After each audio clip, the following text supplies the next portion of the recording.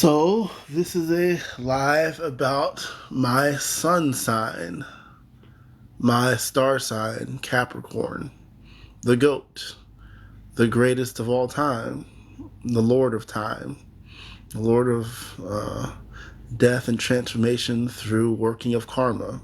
So, Capricorn really it is, I've gone over this in other videos, but if you look at Capricorn and how it's constructed, it's the alpha and the omega. It's the beginning of the sign, the zodiac signs, like Aries, which is a ram, but when it graduates to the stage of Capricorn, it turns into a goat, and it has the tail of the fish, which is Pisces, and it forms a complete cable of all the zodiac signs. That's why Saturn is like the Lord of the Rings. It has a ring around it, and that ring represents the zodiac wheel. Now, there's some things that can be said about Neptune, Jupiter, and Uranus and Pluto, uh, even though Jupiter is before Saturn, its magnetic field reaches beyond Saturn's rings, which is why higher faith can nullify physical constraints. That's why so much spiritual stuff comes into play when people are in situations where their physicality or the reality of things may seem really bleak. Saturn is, in that way, kind of a trickster when you look at it that way, the trickster of reductionist material reality.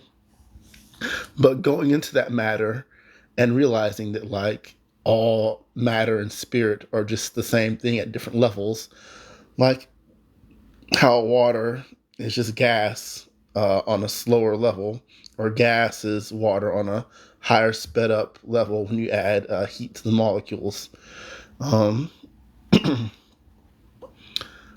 Saturn's lesson teaches you to basically work out karma and burn it off. Like, Capricorns, we don't work because of money or status, so to speak. That's a thing that, like, we like, but we're the opposite of that. We often end up dealing with, like, poverty situations, or like come from a poverty mindset, or have to deal with karma or things of that nature. There's some sort of, like, burning off or working of karma that Capricorns have to deal with. And usually going into those places where, like, there's not that much light, and there is darkness, coolness, dampness, and just, like, very heavy lethargic energy. So that being said, Capricorn being all the signs, that's like a heavy load to carry.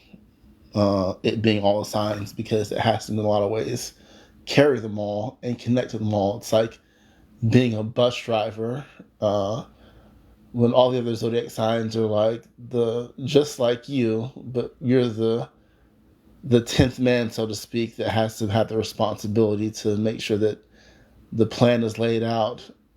It gets from point A to point B, and you often take the brunt of all the other people who are riding that bus. You have to enforce laws, uphold the law, and be subject to the law at the same time. I feel like people who have Capricorn energy are people who have the sword of Damocles over their head.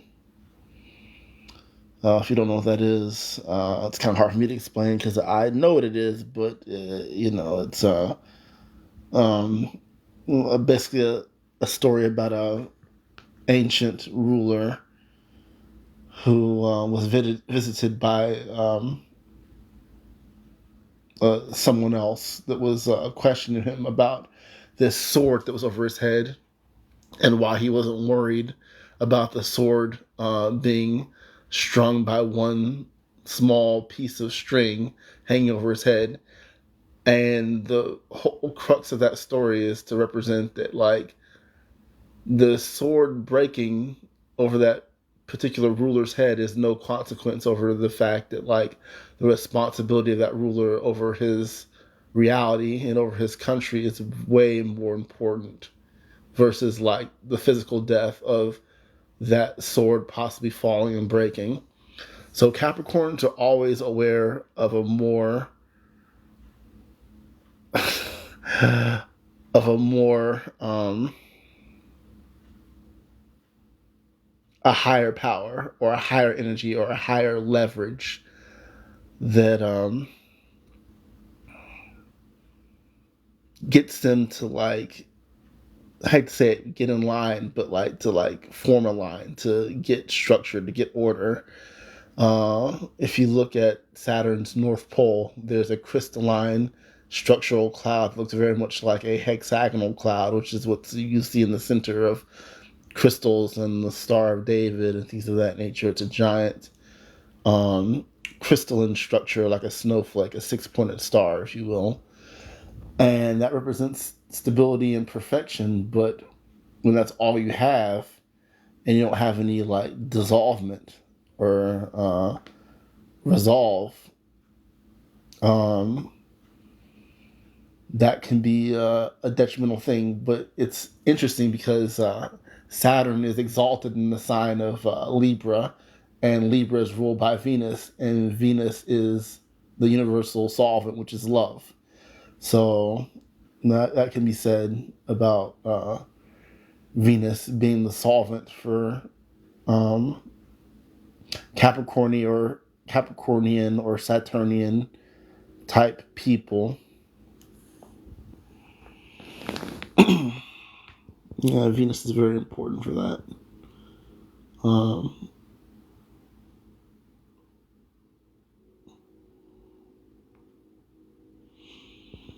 Capricorn represents humanity, or like the burden of humanity, or carrying the burden on your shoulder. Represents being stubborn or hard headed. Uh, and it represents something that like doesn't make sense until it's been like defined. What do I mean by that? Well, if you look at like the quantum physics experiment that was the famous double slit experiment, where they were trying to figure out if light traveled as a wave or a particle, you could look at that as Capricorn through and through. The particle being the goat aspect and the wave being obviously the fish aspect. Now, it's one or the other until it's being observed. Until then, it's in a state of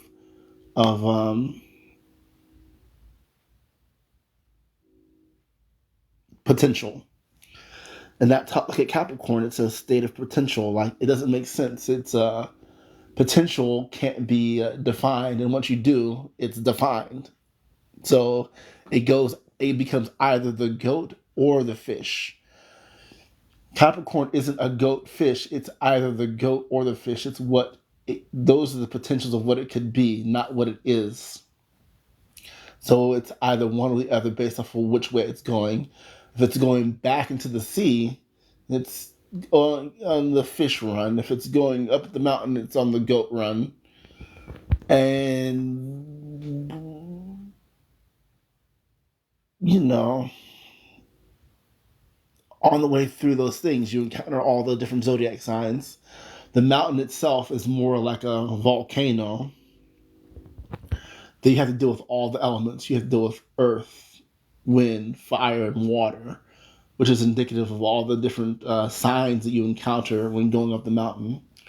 Uh, Starting with fire, or starting with water if you're starting in the water, and ending with fire when you're at the peak of the volcano, and then going back down again.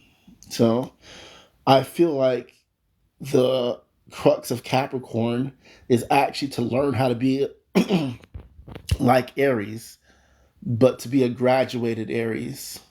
Uh, and to bring that light back down to humanity once it like climbs the mountain and basks in that light and doesn't get caught up in its own